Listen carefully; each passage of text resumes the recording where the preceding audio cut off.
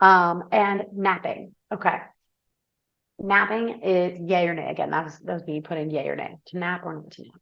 And I will say it depends on you as a situation or you as a person and the situation. So I'm not a huge napper.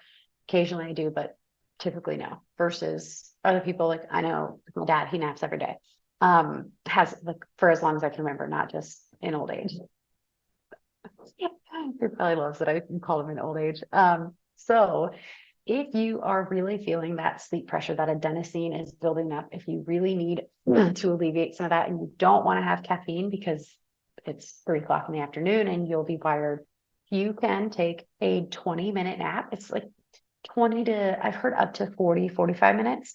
But 20 minutes is kind of the minimum amount or kind of, I don't know if it's minimum or Goldilocks. If you can get to that 20-minute mark, you can relieve some of that adenosine pressure and start to reap the mental benefits that come. So, like a better reaction time, better focus, attention span, things like that. You can reap some of those benefits. So, shorter than 20 minutes, you may not get those. You may not get that adenosine sleep pressure relief, but 20 minutes and you can.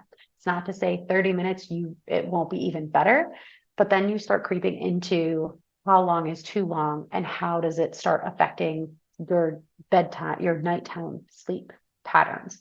Um, because if you say like, if you take a 2 or 3 hour nap, odds are good then it's going to push your sleep time to later, which then disrupts your regularity, your consistency of sleep, things like that.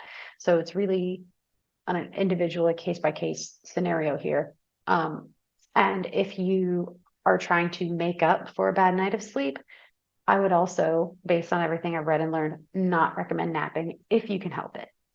And that's because what I just said, where if you take a nap to catch up on sleep, then you push back your normal sleep cycle. So the ideal thing would be to carry on through life, even though you may be tired, it may suck a little bit, but then go to bed at your normal time and just get back to your normal sleep routine, whatever your normal is.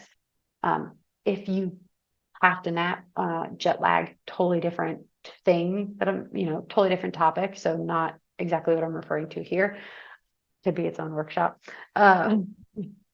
But basically, as much as you can do to stay on your normal sleep routine.